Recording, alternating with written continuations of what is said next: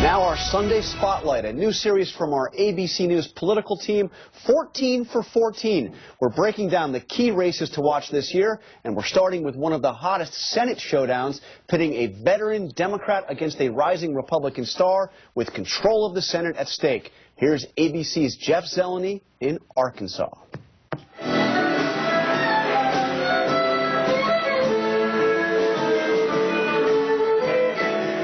A few things are certain in Arkansas politics. The importance of a handshake, the annual raccoon supper, and a Pryor on the ballot. Senator Mark Pryor's father, David, was also a senator who started running for office nearly a half-century ago. But as Mark Pryor fights for a third term, keeping that Democratic dynasty alive won't be easy. Republicans have high hopes here. The party needs only 6 seats to win control of the Senate.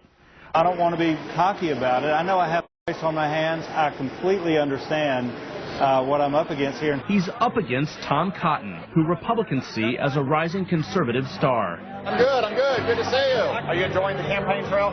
After only 7 months as a congressman, you announced that you were running for the Senate. Some said you're in a hurry. Are you? I would say I am in a hurry. I've been in Washington for a year now, and I've seen a lot of problems that need to be fixed. You've been called one of the new faces of the Hell No caucus. Well, I would like to say yes, but if the president continues to propose higher taxes and more spending, then I will be saying no. Cotton grew up on a farm here in central Arkansas. It seems as if he's been preparing for this moment all his life. 2 Harvard degrees and 2 tours of duty in Iraq and Afghanistan. And along the way, he grew up watching another kid from rural Arkansas rise from governor to the White House. What kind of effect did that have on a young boy from Arkansas? Well, it certainly got me interested in politics. It was really my first time to think much about politics or government. He may have drawn his inspiration from Clinton, but not his ideology. Even among the state's 4 other Republican congressmen, Cotton stands out. He was the only one to oppose a version of the Farm Bill because he said it spent too much money.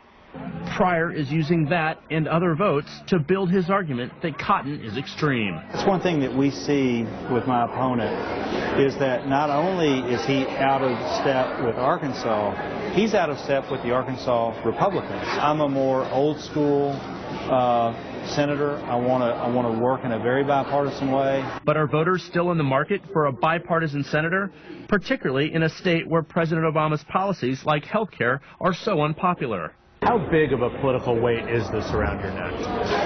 I think time will tell. I want the legislation to work.